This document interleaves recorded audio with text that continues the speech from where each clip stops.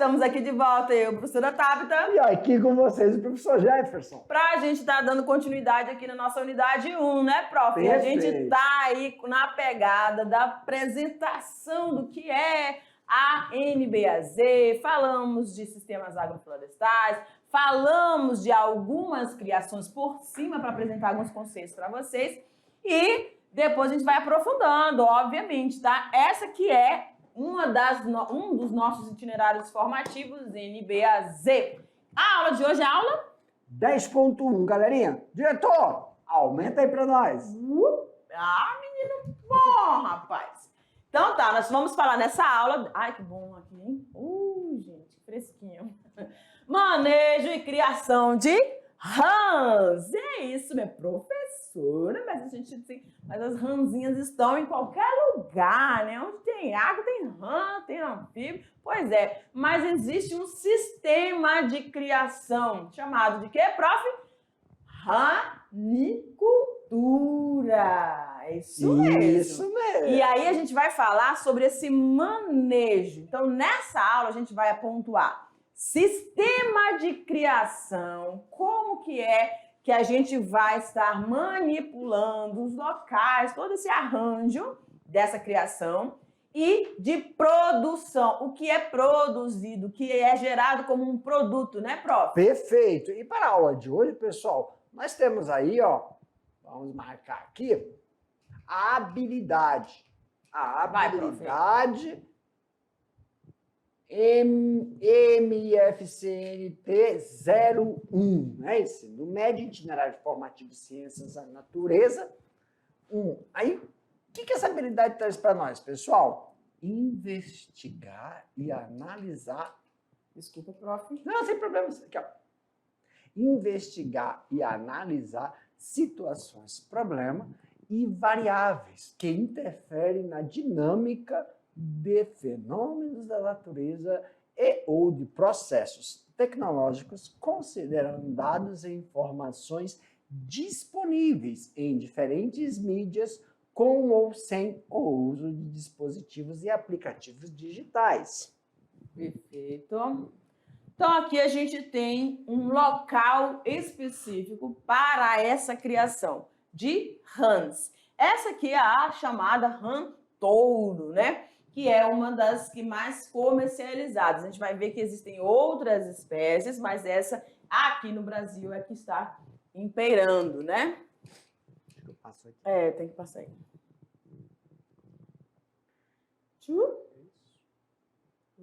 Right. Então, rãs são vertebrados incluídos na classe anfíbia. Apresentam fecundação externa, ou seja, vão liberar os seus gametas no ambiente e, obviamente, esse encontro vai precisar ser dentro da água, né? Sua respiração é pulmonar, cutânea e branquial. Então, na fase larvária, né, e na formação do girino, nós temos a respiração branquial, que é própria para água, o ambiente aquático. E aí você vai ter na fase adulta a respiração pulmonar e cutânea, sendo que a cutânea é muito mais presente, tá?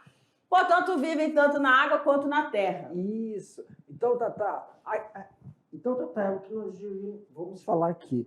Eu vou colocar aqui, ó, vou grifar algumas palavras muito importantes que a gente tem que frisar. Anfíbia, ela tem um significado, né? Que ela precisa estar um momento no seco, um momento na água, perfeito? E aí também, para isso, né, ela tem uma estrutura, né? Respiração, pulmonar e cutânea. Outra coisa que a gente vai ensinar, ó, deixa eu colocar aqui, ó, características do animal importante que nós não podemos esquecer aí, tá bom? Perfeito. E ela tem fases de desenvolvimento. Fecundação, ó. Por que isso? Porque, pessoal, lembra?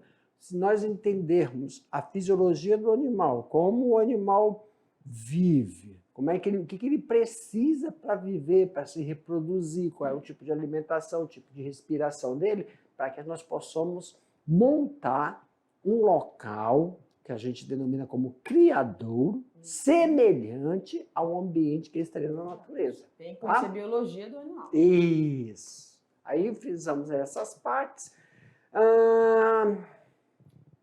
Pronto. Isso envolve, professor, lá do úmido, seco, então a gente tem que verificar esses ambientes, né? Ele tem que ter um clima, um ambiente úmido. Então nós temos que resolver essas questões. Por quê? Ponto importante também, prof, desculpa.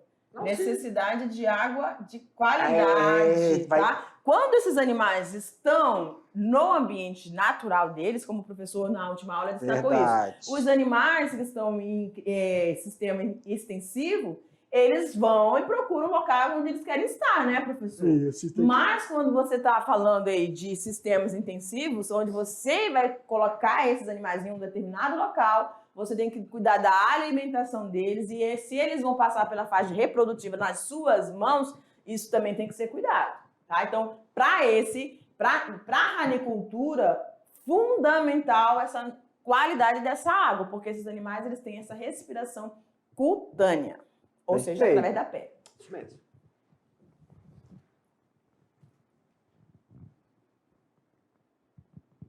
As rãs são animais carnívoros, alimentam-se de animais de pequeno porte, insetos e vertebrados. A língua de uma rã é feita de tecido muscular composto por células que têm capacidade especial de encurtar ou contrair para produzir movimentos. É o que a gente consegue ver nessa imagem. Eita, eu pensei que fosse aqui. Aí, ó. Ela fica presa na parte anterior e ela consegue projetar uma distância quase que o dobro do corpo dela. E aí ela vai certeiro, tá? A presa capturada é envolta numa saliva pegajosa, que é secretada pelas glândulas mucosas. Essa se transforma em um líquido e é sólido e vice-versa, facilitando a captura e aderência do inseto. E também auxilia quando a gente vai fazer, também é boa. Até a ração, quando a gente vai produzir a ração, tem uma questão da ração para poder a ração ser porosa. Aí dessa forma, ela também captura a ração. Perfeito. Tem que mudar outro. As principais espécies de rãs são rã... vamos aqui. Então. Muito bem. Agora a gente vai identificar para vocês quais são os tipos de rãs. Isso. Tem a rã leopardo, tem a rã verde. Frisar que cada uma é diferente da outra. E tem a rã americana. E é bem comum também que nós temos a rã toda. Essa cozinha é linda. Ai, que bonitinho. Todas as diversidades, os animais produzem uma carne rica em proteína. Então, pessoal, em relação ao produto, né, elas não têm quase diferença. O que tem a diferença é o período. E o que tem a diferença é se elas são mais ou menos susceptíveis a algumas doenças, que a gente vai ver depois. Perfeito, prof. Eita. Calma aí, vai aqui. Deixa eu ajeitar. Vamos lá, a degustação da carne de rã vem desde a antiguidade. Então, é um alimento que não é de hoje que passou a estar no cardápio, nas mesas das pessoas. Existem... Conseguiu? Consegui. Back. Ele não está voltando. Então deixa assim, que a gente só passa, vai para frente. Então, essa palatabilidade, né? A palatabilidade é do consumidor. A palatabilidade do consumidor. Sim, eu sei. Não, tá. Porque a gente está falando disso, da degustação. Sim, vai. Eu não tinha lido. Tá certo. Então, esse sabor, essa palatabilidade que as pessoas... Tem gente que vai provar e não vai gostar, tá? Tem gente que vai curtir e muito. Aí depende da cultura local. Então, carne de jacaré. Nem todo mundo come. Já comeu? Já comi e não é ruim. Me faz lembrar frango, só que o frango mais fibroso, né? Exatamente. E assim, eu gostei. Eu também gostei. É muito bom. E é muito semelhante à carne de rã. Só que eu nunca comi. Eu comi. Não é tão fibrosa, não. Mas é muito semelhante. E assim, pessoal,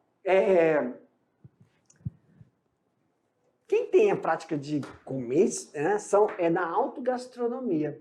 Rondônia, ela parece muito ainda um pouco sobre a valorização da gastronomia aqui do norte. A gastronomia cabocla, a gastronomia indígena. Porque, se você for pensar, nós já temos, só que não é valorizada. Tucupi, mandioca, aquele negócio amarelo que a gente bota no arroz. É uma delícia. Não é valorizado. Não. Que a gente... É um negocinho que a gente coloca no arroz para cozinhar com arroz. Tem gente que come. Morde a semente. Aquele nome, meu diretor, daquele negócio que a gente coloca no arroz para comer. Fica amarelo. Também não tô sabendo. Pelo amor de Deus. Já daqui a pouco vem na minha cabeça. Sim. Então, a autogastronomia rondoniense, ela é negligenciada. Fala, meu Deus. Não, eu tenho que... É a águia de Estapirivu que serve para comer águia. Lembrou? Não preocupe não. Então, meus queridos, vamos aqui, já que nós estamos falando. Professor, como assim negligenciado? Meus queridos, negligenciada, mas o caboclo, o rondoniense. Você vai nas embarcações, você desce o Baixo Madeira, e é o que mais come. Os americanos, né, claro, América do Norte, os norte-americanos, os ingleses, os estrangeiros que vêm para cá, vêm para isso. Então tem nas embarcações essa... Como é que chama quando você come uma comida exótica? Né? É considerado exótico. Sim, com certeza. Fácil manipulação na criação. Reprodução, ela é muito rápida. A carne, né, tem um valor proteico, mas só que não é só a proteína. Tem minerais. Nós vamos ver que tem uma aula, não sei se é nessa aula, não lembro, se ou em outros, que a gente vai falar o valor calórico. E outra, não tem... vai lá, galera, cada um... Eu não estou puxando para ninguém, tá?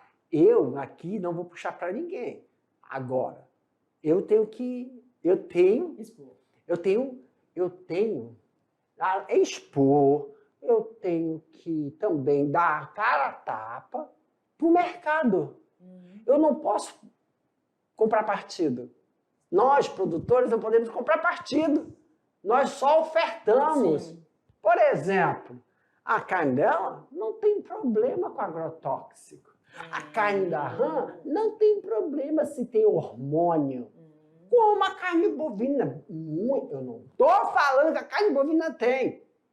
Isso é outro patamar. Eu estou falando que, exemplo, que a carne da rã, a proteína oriunda da atividade da ranicultura, não é só proteica, não é só minerais essenciais que nós temos, que nós só conseguimos através dos vegetais. Então tem um mercado, tem um nicho aí. É nicho? Uhum.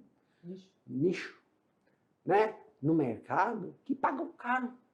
Pagam caro para ter esse tipo de iguaria. Que tem em Rondônia? Tem. Só que vai para um lugar específico. Porque, apesar de serem poucos, como a pirâmide, o valor compensa. Só que é uma carne que poderia estar aí, sendo ofertada para muitas pessoas. O caboclo, o pessoal do Baixo Madeira, o pessoal lá do sul, do Brasil agora. E agora, né, está iniciando o pessoal aqui da zona, como é que chama? Vilhena, Cacoal. Eles estão começando a consumir, com isso, né? Estão começando a consumir. Você vai ver na aula de criação de fruticultura, como é que é? Criação de avestruz. Às vezes me dá... Tem gente que come a carne, não é só o óleo de avestruz. Não é só a carne. Entendeu? E assim, opções. Sim. Porque esse eu falei, que tem a ver também com a cultura, né? Porque às vezes a pessoa assim, mas comer? Concordo. Mas comer, entendeu? Concordo. Tem a questão da... Nem provou. Concordo. Aí quando a gente entra nesse tema, na cultural, né? Nada pode ser imposto. não é isso? Mas a cultura gastronômica do estado de Rondônia, ela é negligenciada. Em que sentido, professor? Porque não se tem a devida, como é que eu posso falar? Oferta para todo mundo. É só para um espaço, entendeu? Eu falo assim que se vocês, estudantes, filhos de agricultores, né? Porque tem muita pessoa aí, tem muitos estudantes aí, que parou, faz muito tempo que parou de comprar insumo para produção. O que isso está querendo dizer, professor? Que na carne da rã, se você fizer, se você fizer um criador, uma ranicultura, com todas as estruturas que você faz na sua bovina, no seu aviário, isso podia ser ofertado para as escolas. Por que não fazer um termo de interesse para que o valor que a educação, ou creches no município, entendeu? Era na creche, por quê?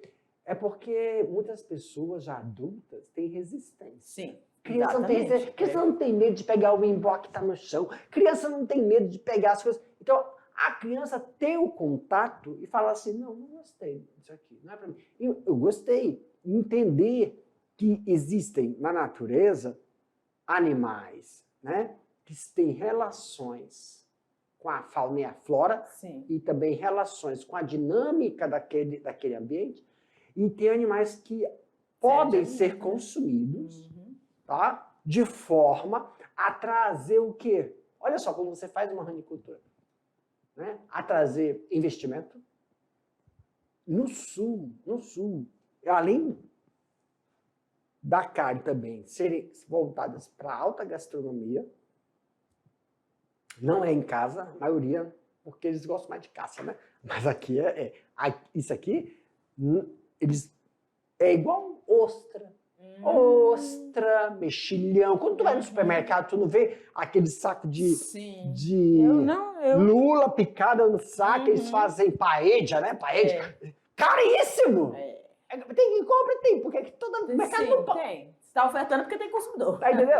Aí, por exemplo, é porque vai para uma galerinha, né? Então, o produtor, quem produz, come também. Mas como tem oferta, eles mesmo produzem e comem, então, mas eles têm um nicho. Eu acho que isso aqui deveria ser mais socializado para as crianças, para ter essa valor. E é uma coisa que não ocupa tanto espaço. Já desmistificar essa questão aí, tá, né? Essa palavra. Desmistificação. É só bicho que cria lá no chão, que mata, tem que ficar lá, e o boi também fica no pasto e tudo, mas a gente consome, então tem que tirar, e o né? suíno, é a mesma coisa do suíno, porque pensa em suíno, pensa em sujeira. Tá totalmente equivocado falar que suíno é sujeira. É verdade. Perfeito. Tá? Então, ela era servida para os gregos, os comensais, durante muitas celebrações. Então, olha aí, festas de nobres, né, professor? Estima-se que na China a rã é usada como alimento há mais de 40 séculos. Existem algumas, óbvio também, algumas situações... O couro, tá? Couro, né? Existem também algumas situações que a gente às vezes vê na mídia aí, em relação a essa alimentação, né, dos orientais, e às vezes choca um pouco. Mas isso eu acho que é para causar mesmo que eles fazem isso, né? Então, eu digo assim, prove primeiro, né? Para depois você dizer se você quer consumir ou não. Eu querido estudante, se quiser pode comentar, mandar aí com o professor, tá? Porque às vezes vocês ficam timidamente sem querer falar, mas eu fico pensando o que eles estão pensando. Sim. Por exemplo, alguém pode pegar e falar assim, ei, professor, mas a carne da rã, ela não dá aquela sensação de saciedade. Que bom. Entendeu? Não é peixe. É igual... Isso!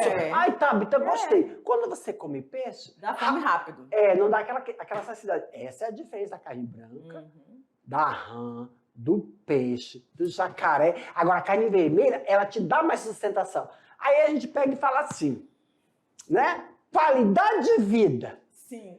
O tempo que aquela carne está no teu estômago digerindo, por isso está te te dá saciedade porque ela demora. É, Agora, essa bem daqui, ela é digerida totalmente mais rápido. Quanto mais rápido é digerida e ela não tem tanta fibra, como é por causa da... Não é hemoglobina, é hemoglobina não sei o que tem na carne. Esqueci. Então, a gente vai lembrar depois lá que dá um negócio. Ela produz muito radicais livres. E os radicais livres, nós temos que desintoxicar do nosso organismo. E para isso a gente envelhece. Então, a carne vermelha, por isso que a gente fala assim, a gente morre pela boca. Por que a gente morre pela boca? Vamos lá, professora de biologia. Fisiologicamente, para respirar, nós já estamos produzindo os radicais livres que vão envelhecer nossas células. E aí nós temos uma enzima que faz a desintoxicação, que é a G6PD, e também a catalase do fígado. Isso é fisiologicamente. Agora, quando a gente se alimenta na carne, ovo, tudo isso produz metabólitos que envelhecem. Então, tudo, até a carne da rã envelhece. A carne do peixe envelhece. Só que produz pouquíssimos radicais livres, então a qualidade de vida é melhor. Aí, esse negócio de saciedade, que nós já fomos, como você falou, é cultural. Come até a barriga doer. Come até falar, cara, agora eu tô bom, agora eu tô saciado. Pesado. Isso é cultural. Quando você come aí tá um negócio. Alimentação e nutrição. Tem diferença. De se alimentar e nutrir. Isso. E muitas vezes, quando você se nutre, você acha que está com fome, acabou de comer daqui. Uma hora está com fome de novo. Não, isso não é alimentação. A nutrição, né? A qualidade. Isso. Na nutrição você vai fornecer todos os componentes orgânicos necessários para o teu organismo, né? E inclusive os não, que são os minerais, enfim. Em quantidades adequadas. Isso. Na alimentação, não. Você está com fome, pô, o que tiver lá na sacada, eu já cheguei em casa com muita fome, acontece isso. Come o que tiver. E você ainda come uma coisa só para sentir... Que tá bem, né? Mas já está nutrido. Seu sistema já está exatamente. Isso ela potencializa, tem todas essas questões. Então, essa desmistificação que você estava falando, Tatá. Não quer mais passar, mas tudo bem. Vamos lá para o sistema de criação, então. O Brasil possui a mais avançada tecnologia de criação intensiva de rãs. Há inúmeros aspectos favoráveis à sua criação. Vamos ver quais são eles? Então, olha lá. O clima. Deixa eu ver qual canetinha que tá.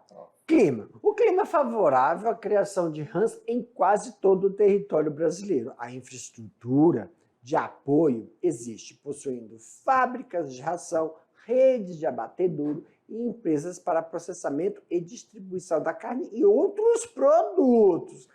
Um ponto aqui rapidinho, prof. É a questão da nossa região, né? Do nosso país e da nossa região. A gente já falou aí que a gente tem áreas, né, de expansão. A gente já falou que a gente é rico em quantidade de recursos hídricos. Então, para diferentes tipos de pecuária e o nosso clima, a região, o posicionamento geográfico, né, do nosso país e principalmente aqui do nosso estado, favorece inúmeras criações. Perfeita, tá? E como a gente viu aí o ambiente para criar rã, né, nós temos um período de estiagem e nós temos um período de chuvoso, que é o nosso verão amazônico, né? E aí o nosso inverno amazônico, desculpa, verão não estiagem. Então, eu vou falar uma coisa para vocês, meus queridos.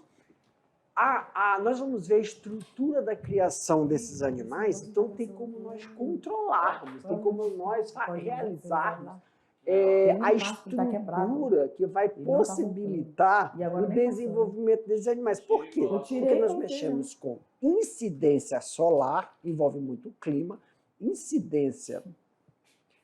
Vou falar aqui do clima, então envolve muito incidência solar, umidade relativa do ar, tá? E um ambiente que proporciona isso. Então, é um ambiente totalmente controlado, tá? E você vai falar assim, ei, professor, mas isso também está parecendo muito aquele ambiente semi-intensivo? Perfeito.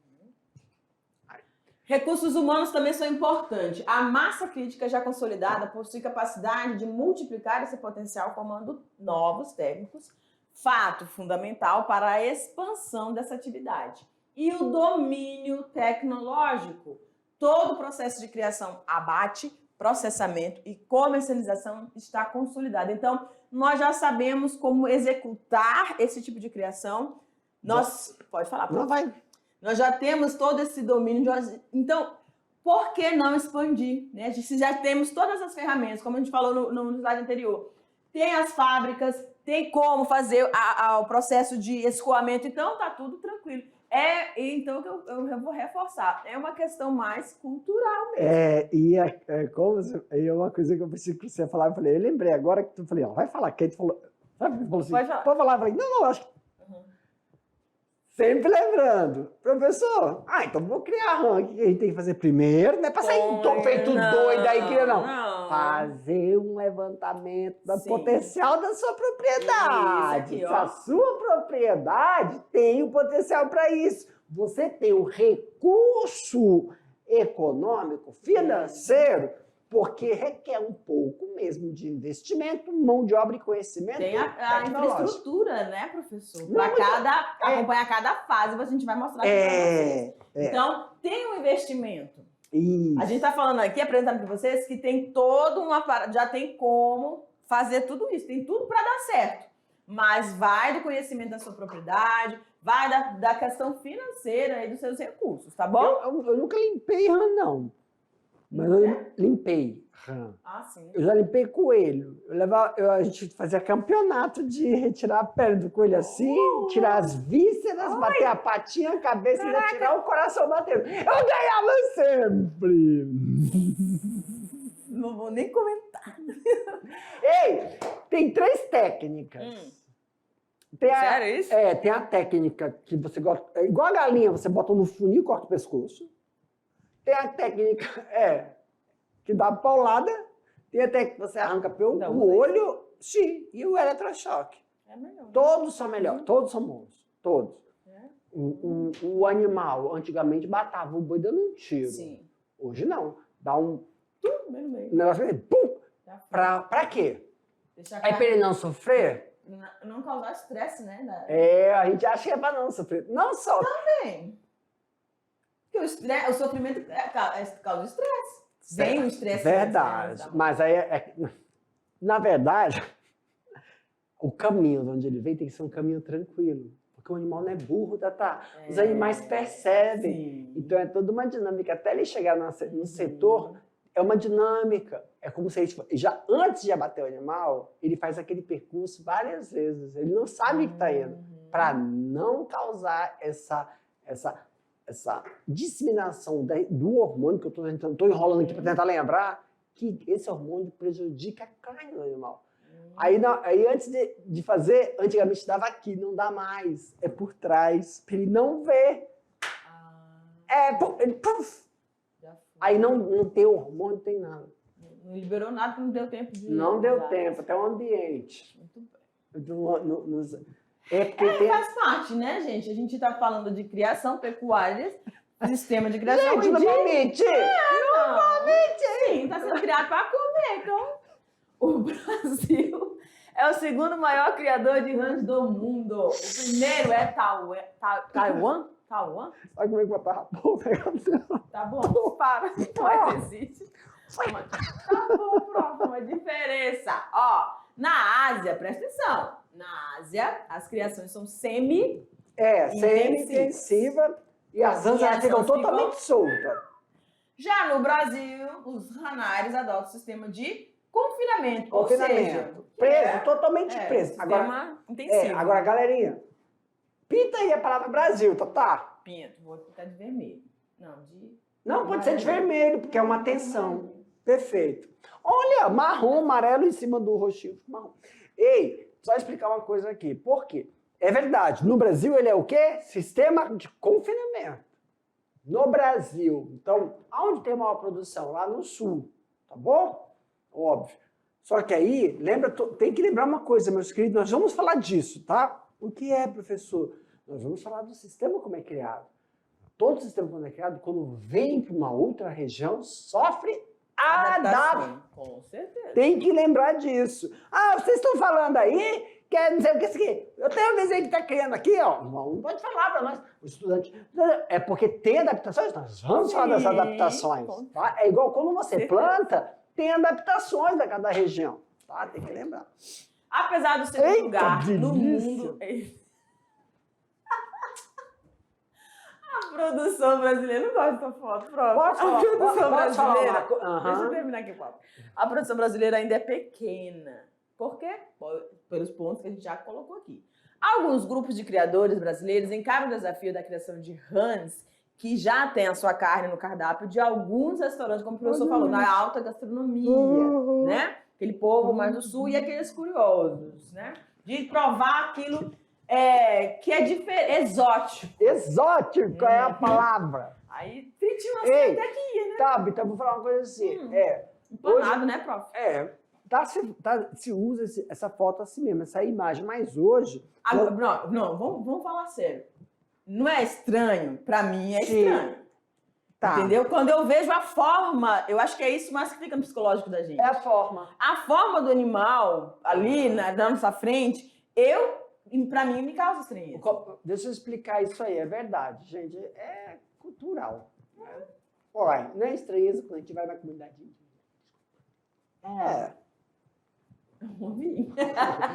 Então, vamos falar uma coisa. Vamos aqui.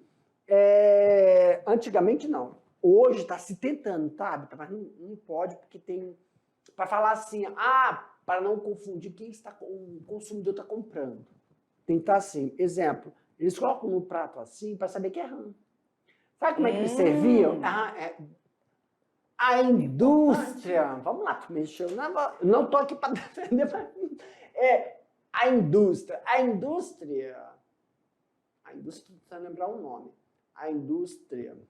O mercado impõe que ela seja servida desse jeito. Como é que ela era servida antes? Era cortada aqui. Fatiadinha. Aqui, ó. Era cortada aqui. Aqui tinha esses 2 pedacinhos. Era cortada aqui. Parece a galinha. Então, o consumidor não pode, porque o consumidor tem que ser... Mas isso é uma besteira. O consumidor tem que saber que aquilo ali porque tem uma implicação com os produtores de rã em relação à implicação com os produtores de jacaré. Porque carne de jacaré, você pode falar assim, vou preparar um prato aqui, ela não vai saber que está comendo jacaré. Eu já fui enganada, hein? Tá entendendo? E rã não pode, por causa tem que fazer essa descriminalização dessa coisa que é anticultural, que é até preconceituosa, entendeu? Então não pode. Então não se pode mais fazer tipo um prato cheio de pedacinhos. Para poder o consumidor saber. Ele não foi enganado. Como muitos aí já comeram jacaré e só depois ficaram sabendo. Ou cobra, comeram cobra, só depois ficaram sabendo.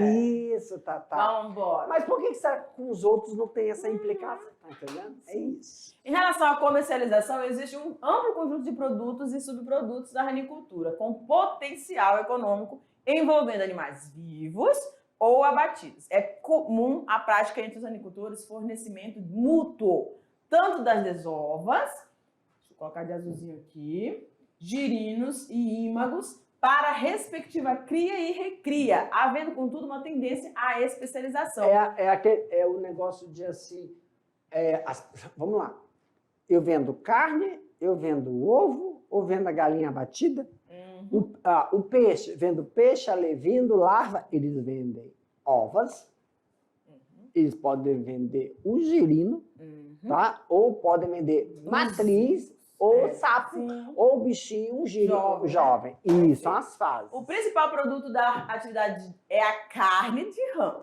comercializada fresca, congelada ou processada, cujo excelente sabor e qualidades nutricionais atrai cada vez mais consumidores. Ainda bem, né? A única espécie utilizada pelos ranários brasileiros é a rã touro, Litobates catesbianus, de origem americana, que chegou aqui em 1935. Só para a gente dar uma lembrada rapidamente, prometo que eu vou tentar não demorar muito, mas se eu não conseguir, eu vou demorar porque eu não estou conseguindo encontrar aqui. Meu Deus, cadê? Acho que é essa. Nós estamos em qual? 15. Cadê? Aí. Cadê? Não é? Ai, Jefferson. Tá, volta. Vamos voltando. Vai, tá. Aí, pronto. Rã leopardo, rã verde, rã americano, rã touro. Certo. No Brasil é a rã touro. Só para lembrar. Perfeito. Tá bom? Aí. Vamos embora aqui. As rãs proliferam com velocidade e adaptam bem aos climas. A gente já falou isso aqui, né? Rápida reprodução, então o ganho é mais rápido. Não necessita de grandes investimentos, apenas de água de qualidade. Mas ainda há argumentos para se iniciar uma criação. 4 meses são necessários para chegar ao ponto de abate, com peso de 200 a 250 gramas. Quanto mais quente o local, mais rápido se torna o metabolismo dessa rã e, consequentemente, velozmente ela estará pronta para o abate. Posso só falar uma coisa aqui? Isso Vale. é uma coisa muito importante. Por quê? Porque se não está favorável, você coloca ela num clima para ela demorar o seu desenvolvimento.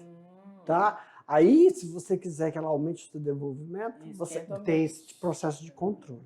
Tem o... Como é que chama o local que... O ranário? Não. No ranário para regular essa temperatura. Tem essa regulação aí, né? Artificialmente falando. Tá. O retorno é rápido, pois o produto alcança bons preços no mercado. Aí é aquela questão que o professor colocou, né? Alguns locais, devido à baixa demanda, ou alguns grupos seletos, vai ter uma oferta maior de valor, né? A pele muito procurada no mercado internacional serve para a fabricação de bijuterias, bolsas, sapatos e cintos. E é durável.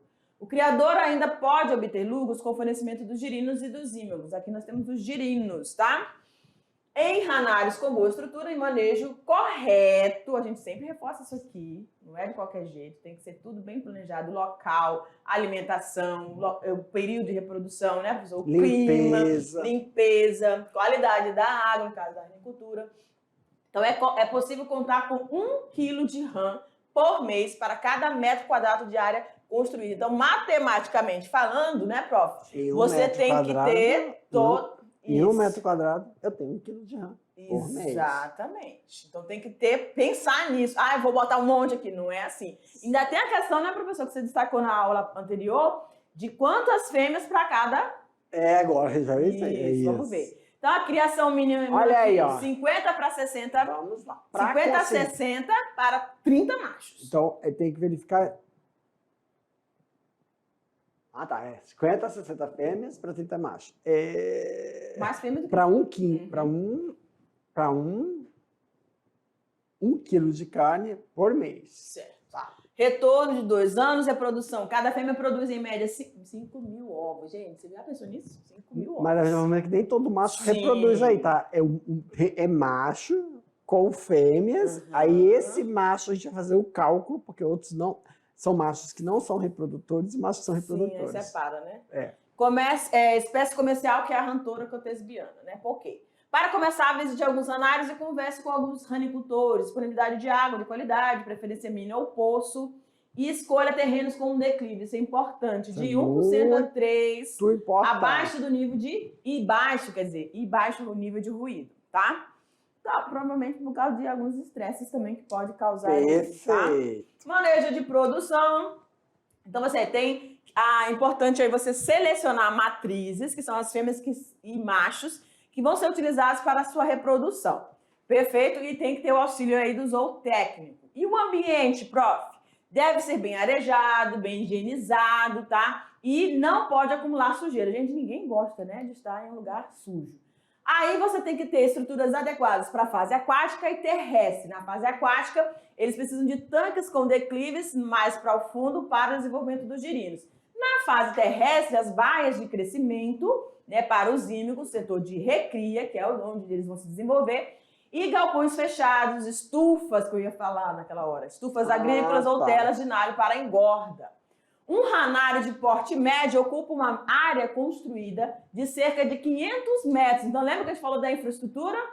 Para cada uma dessas fases. Então, você tem a fase de reprodução, de desenvolvimento embrionário, girinagem, metamorfose e engorda. E aqui a gente tem... Primeira coisa é ter o local de 500 metros. Tem que ter 500 metros. Então, aí você tem aqui, 3 setores. Setor de reprodução, setor de girinos e setor de recria. No setor de reprodução, você tem a parte que a gente chama de mantença, né, professor? Isso. Que você vai separar os machos e as fêmeas, depois você vai colocar eles numa outra situação para o acasalamento, né? Depois, um setor para desova, eles vão formar os girinos, é o setor de girinagem. Quando eles estiverem perdendo aí A metamorfose, a caudinha, né? Mas ainda mantendo a caudinha, começando a formar as patinhas, aí você vai ter os ímelos. Ah. E aqui nesse setor, eles ficam até alcançar 40 o peso gramas. para o Abate. É, perfeito. E depois tem todo o setor de processamento, que a gente vai ver depois. Alright. Galerinha, Para nós. terminamos aqui mais uma aula, mas daqui a pouco a gente volta para fazer uma revisão, porque vem atividade por aí, não é isso, Tatá? Beleza, galera. Fica aí.